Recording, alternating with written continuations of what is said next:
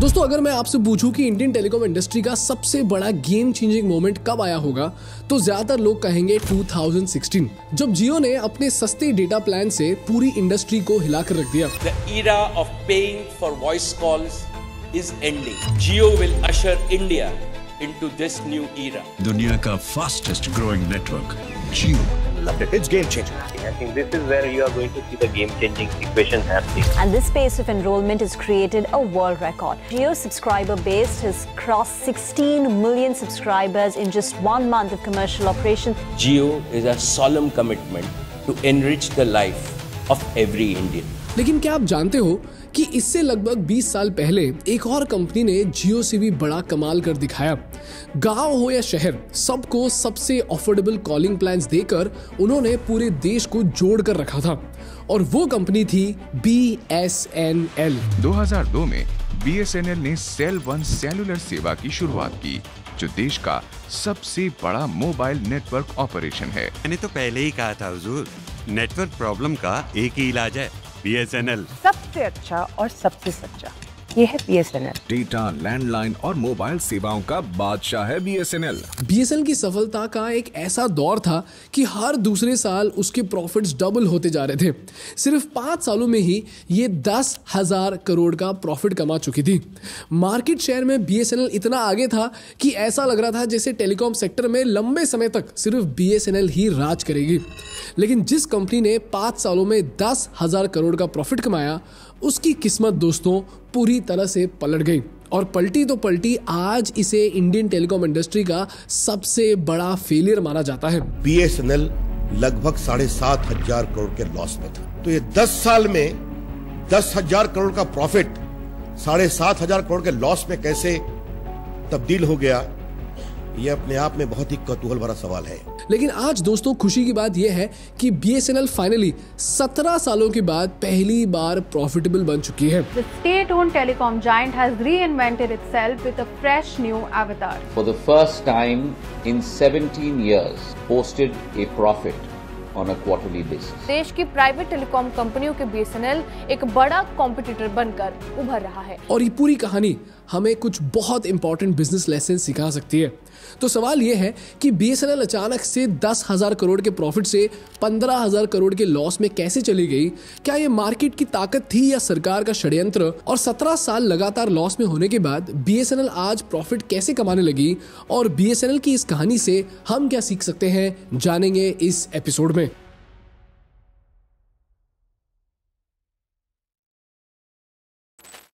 दोस्तों ये चैनल ज़ेरोदा और थिंक स्कूल का एक जॉइंट इनिशिएटिव है, जिसके माध्यम से हम भारत को world class business case studies और इकोनॉमिक्स पढ़ाना चाहते हैं।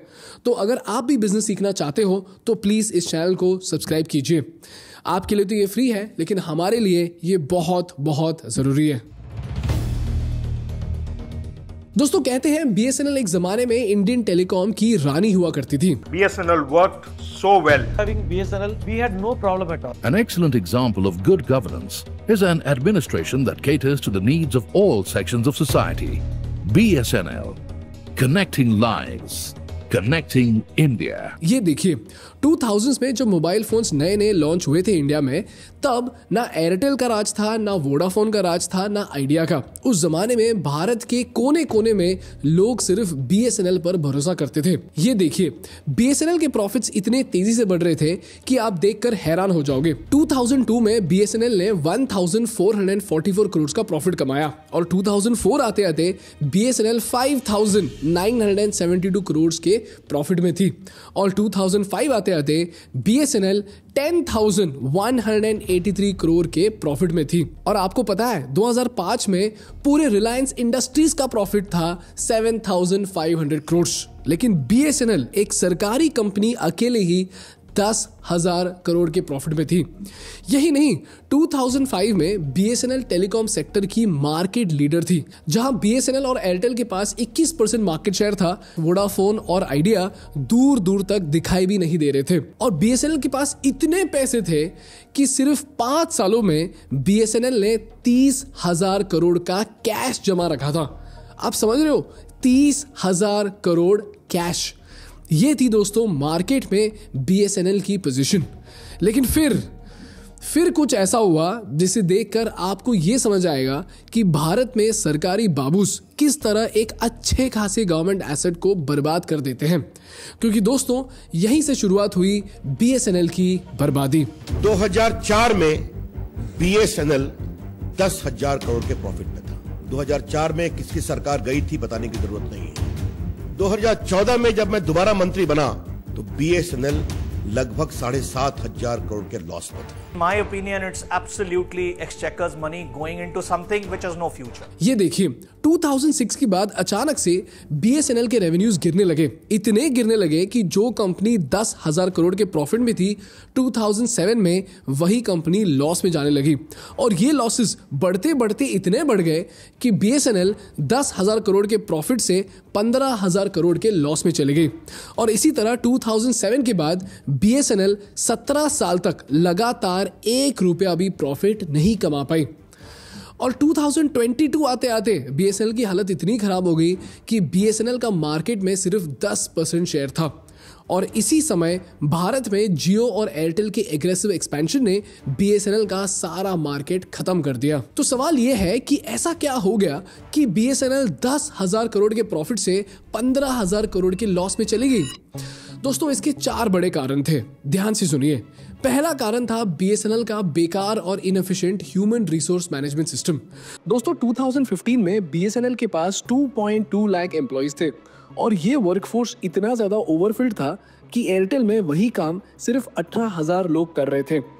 और एयरटेल इतनी आसानी से इसलिए काम कर पा रहा था क्योंकि एयरटेल अपने काम को आउटसोर्स करता था, जबकि BSNL सारा काम अपनी एम्प्लॉइज से करवाती थी। अब आउटसोर्सिंग के दोस्तों 3 बड़े फायदे हैं, ये बहुत ध्यान से सुनना क्योंकि ये आपको बिजनेस में बहुत काम आएगा।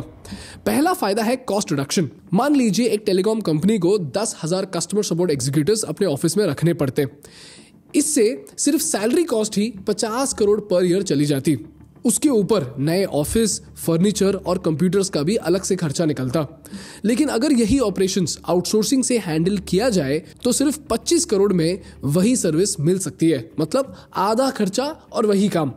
और सबसे बड़ी बात, आउटसोर्सिंग फ्लेक्सिबल होता है, यानी कंपनी अपनी जरूरत के हिसाब से कभी 10,000, कभी 5,000, कभी 20,000 लोगों को हायर और फायर दोनों कर सकती है।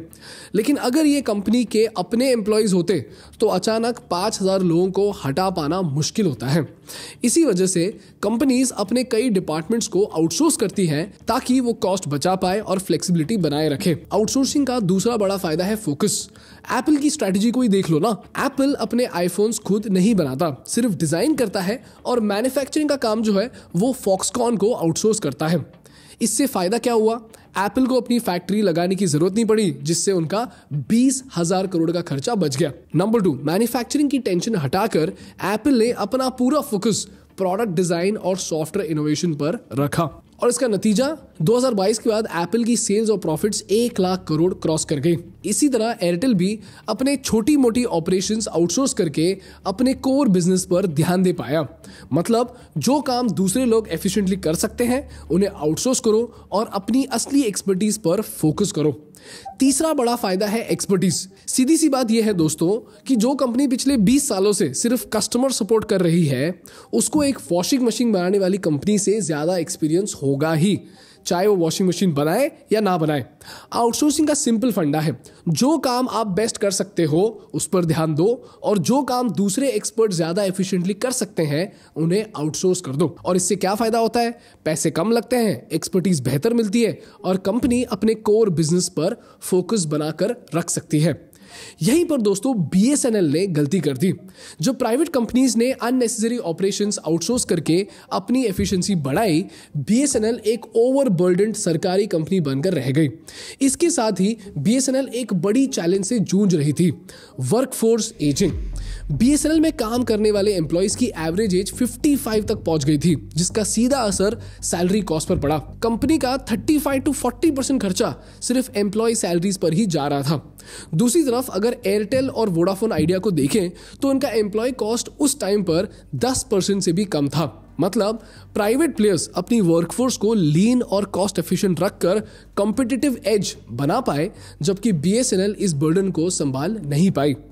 और इसके बाद आती है सबसे बड़ी प्रॉब्लम, प्रमोशन का फ्लॉड सिस्टम। दोस्तों कहते हैं BSNL में प्रमोशन परफॉर्मेंस से नहीं, उम्र और एक्सपीरियंस से मिलता है। मतलब अगर आप 50 साल के हो, चाहे आपको काम आता हो या नहीं, आपको एक यंग और टैलेंटेड एम्प्लॉय से पहले प्रमोशन मिल जाएगा। बस बाल सफेद होने चाहिए, काबिलियत नहीं। अब जरा सोचो, ऐसी कंपनी में कौन काम करना चाहेगा? इसी वजह से टैलेंटेड लोग BSNL छोड़ने लगे और जो बच गए उनकी स्लो डिसीजन मेकिंग ने कंपनी को और भी पीछे धकेल दिया। ये था दोस्तों BSNL के लॉसेस का पहला बड़ा कारण, which is poor HR management. दूसरा बड़ा रीजन था गवर्नमेंट मिसमैनेजमेंट। दोस्तों BSNL एक सरकारी कंपनी है, तो यहाँ छोटी सी छोटी चीज खरीदने के लिए भी ब्यूरोक्रेटिक अप्रूवल्स का चक्कर लगाना पड़ता था और शायद है भी। चाहे एक कंप्यूटर लेना हो या 100 करोड़ का टेलीकॉम केबल, हर चीज सरकारी टेंडर प्रोसेस से ही गुजरनी पड़ती थी। और जैसे कि हम सब जानते हैं, सरकारी काम हमेशा स्लो होता है, इतना स्लो कि एक टेंडर निकालने में ही सालों साल लग जाते थे और तब तक प्राइवेट प्लेयर्स नए टेक्नोलॉजी ले आकर मार्केट कैप्चर कर चुके होते। सरकारी रेड टेप और स्लो अप्रूवल्स ने BSNL की एक्सपेंशन को स्लो कर दिया और इससे क्या हुआ? नेटवर्क ओवरलोडेड होने लगे, कॉल्स ड्रॉप होने लगी और कस्टमर्स इतने फ्रस्ट्रेट हो गए कि BSNL छोड़कर दूसरे ऑपरेटर्स के पास भागने लगे। और इससे क्या हुआ? सिर्फ 3 साल में BSNL का मार्केट शेयर 38% से गिरकर सीधा 25% तक गिर गया। ऊपर से गलत फ्रीक्वेंसी बैंड्स चूज करना और अनप्रॉफिटेबल एरियाज में ऑपरेट करने का प्रेशर BSNL पर इतना भारी पड़ा कि कैश रिजर्व्स 29,300 करोड़ से गिरकर सिर्फ 1,700 करोड़ रह गए। लेकिन दोस्तों असली झटका तो अभी बाकी था, जब 3G से 4G ट्रांजिशन BSNL के लिए एक और तबाही का कारण बना। दोस्तों सीधी बात बोलूं तो जब प्राइवेट कंपनीज 4G टेक्नोलॉजी आते ही यूज करने लगे, BSNL सिर्फ देखते रह गई। सोचिए, इंडिया में 4G आया 2012 में, जियो ने 2016 में एंट्री मारी और टेलीकॉम इंडस्ट्री का पूरा नक्शा बदल दिया। हर कंपनी ने अपनी टेक्नोलॉजी, मार्केटिंग और प्राइसिंग इंप्रूव करनी शुरू कर दी, लेकिन BSNL कुछ नहीं कर पाई। और ये सिर्फ 1-2 साल की बात नहीं है, BSNL 13 साल तक 4G डिले करती रही। यहां तक कि 2025 तक भी BSNL का pan India 4G rollout complete नहीं हो पाया है। The wait for 5G in India is finally over. I have great pride in announcing that Jio has designed and developed a complete 5G solution from scratch. So one of the industry verticals that we are addressing using 5G is healthcare. Private players leading the telecom future. Meanwhile, BSNL still deploying 4G in 2025. Reliance जियो के telecom सेवा में उतरने के बाद से BSNL प्रतिस्पर्धा की race में पिछड़ती चली गई। अब जरा सोचिए, जब सारे प्राइवेट प्लेयर्स 5G पर शिफ्ट कर रहे हैं, BSNL 2025 में भी 4G डिप्लॉय कर रही है। ये है दोस्तों BSNL के डाउनफॉल के कारण। लेकिन अब सवाल यह है कि जो कंपनी सालों तक लॉसेस में थी, वो अचानक से प्रॉफिट कैसे कमाने लगी? दोस्तों जब सरकार ने BSNL को रिवाइवल पैकेजेस दिए तो लोगों ने सवाल उठाया, हमारे टैक्स के पैसे एक डूबती हुई कंपनी को क्यों दिया जा रहा है? लेकिन दोस्तों खुशी की बात यह है कि ये पैसा बेकार नहीं गया। इन 3 पैकेजेस ने BSNL के 3 सबसे बड़े प्रॉब्लम्स को सॉल्व किया। तो आइए देखते हैं कि ये पैसा कैसे यूज हो रहा है, क्योंकि इसमें आपका और मेरा पैसा लग रहा है। दोस्तों रिवाइवल पैकेज नंबर 1 से VRS से एम्प्लॉय बर्डन कम किया गया। The BSNL board is considering the VRS option as suggested by the Sam Pitroda committee. As many as 57,000 employees applied for voluntary retirement scheme against the target of 94,000 employees. Implementation of VRS. Around 80,000 employees are leaving the company under VRS. सबसे पहला काम BSNL के ओवरस्टाफ्ड workforce को optimise करना था। 2019 तक BSNL के पास 1,55,296 employees थे और सिर्फ इनकी सैलरी ही कंपनी के टोटल रेवेन्यू का 74% खा रही थी। इतना बड़ा सैलरी बर्डन किसी भी कंपनी के लिए एक फाइनेंशियल डिजास्टर होता है। इस प्रॉब्लम को सॉल्व करने के लिए सरकार ने वॉलंटरी रिटायरमेंट स्कीम इंट्रोड्यूस किया, यानी VRS। VRS क्या होता है? एक स्कीम जिसमें एम्प्लॉइज अपनी रिटायरमेंट एज से पहले खुद रिटायर हो सकते हैं, लेकिन बदले में उन्हें अट्रैक्टिव फाइनेंशियल इंसेंटिव्स दिए जाते हैं। मतलब BSNL ने अपने एज्ड एम्प्लॉइज को रिस्पेक्टफुली रिटायर करने का ऑप्शन दिया ताकि कंपनी का सैलरी बर्डन कम हो और फ्यूचर के लिए फाइनेंशियली स्टेबल बन सके। सरकार ने ये स्कीम बीएसएनएल के एम्प्लॉइज के लिए इंट्रोड्यूस किया और देखते ही देखते 50% वर्कफोर्स यानी लगभग 80,000 एम्प्लॉइज ने वीआरएस ले लिया और नतीजा बीएसएनएल का सैलरी एक्सपेंस 14,000 करोड़ से घटकर 7,000 करोड़ हो गया, यानी कि इससे एक बहुत बड़ा कॉस्ट सेव हो गया और इसके साथ साथ लॉस भी 50% से कम हो गया। बीएसएनएल का नुकसान 15,500 करोड़ से घटकर 7,441 करोड़ हो गया। और सिर्फ इतना ही नहीं, बीएसएनएल ने अपने लैंड, टावर्स और फाइबर एसेट्स मोनेटाइज करने शुरू कर दिए। एक्स्ट्रा फंडिंग के लिए सॉवरेन गारंटीड बॉन्ड्स भी इशू किए। इसी तरह सरकार ने बीएसएनएल के ह्यूमन रिसोर्स क्राइसिस को सॉल्व करने का एक स्ट्रक्चर्ड प्लान बनाया, जो सिर्फ सर्वाइवल नहीं बल्कि रिवाइवल का भी एक बड़ा स्टेप था। अब बात करते हैं दूसरे रिवाइवल पैकेज की। यह पैकेज 1.64 लाख करोड़ का था, जो बीएसएनएल के दो सबसे बड़े प्रॉब्लम्स को सॉल्व करने के लिए लाया गया। पहला था रूरल और अनप्रॉफिटेबल ऑपरेशंस के लिए सब्सिडी की कमी। दूसरा था 4G लॉन्च, ताकि बीएसएनएल प्राइवेट टेलीकॉम कंपनीज के साथ compete कर सके। इस रिवाइवल पैकेज का सीधा इम्पैक्ट दिखने लगा। 2024 तक 62,000 नए 4G साइट्स इंस्टॉल हो चुके हैं और अप्रैल में 2025 तक टारगेट है 1 लाख साइट्स तक पहुंचने का। मतलब बीएसएनएल अब कंपटीशन में वापस आने की कोशिश कर रही है। बट ये अलग बात है कि प्राइवेट प्लेयर्स 5G पर शिफ्ट हो चुके हैं। फिर आया तीसरा रिवाइवल पैकेज 89,047 करोड़ का। इस पैकेज का फोकस बीएसएनएल के मॉडर्नाइजेशन जर्नी को आगे बढ़ाना है, जिसमें 4G और 5G स्पेक्ट्रम अलॉटमेंट भी शामिल है।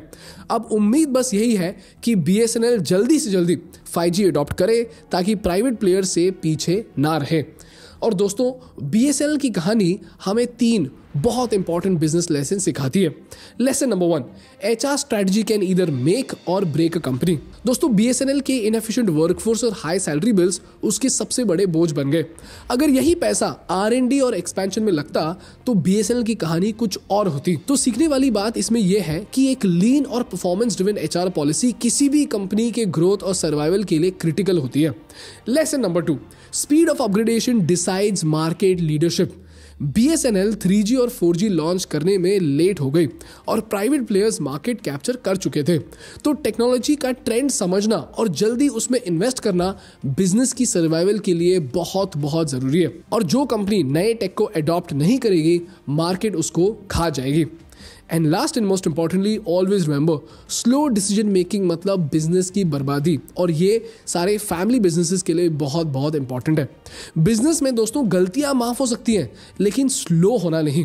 अगर आप स्लो हो गए ना, तो मार्केट आपको कुचल कर आगे निकल जाएगा। यही बीएसएनएल के साथ भी हुआ। ब्यूरोक्रेसी के चक्कर में डिसीजंस डिले होते गए, जबकि प्राइवेट कंपनीज तेजी से आगे बढ़ते गए और नतीजा बीएसएनएल और टैक्स पेयर्स दोनों ने लाखों करोड़ों का नुकसान उठाया। तो दोस्तों, अगर बिजनेस में टिकना है तो सही एचआर, फास्ट अपग्रेडेशन और तेजी से डिसीजंस लेना सीखो, वरना हमेशा याद रखना मार्केट आपको कुचल के आगे निकल जाएगा, क्योंकि मार्केट और समय किसी का इंतजार नहीं करते। That's all from my side for today guys। अगर आपको ये वीडियो पसंद आया तो प्लीज इस वीडियो को लाइक कीजिए और इसी तरह बिजनेस और इकोनॉमिक्स सीखने के लिए हमारे इस चैनल को सब्सक्राइब कीजिए। आपके लिए तो ये फ्री है, लेकिन हमारे लिए ये बहुत बहुत जरूरी है। Thank you so much for watching. I will see you in the next one. Bye bye.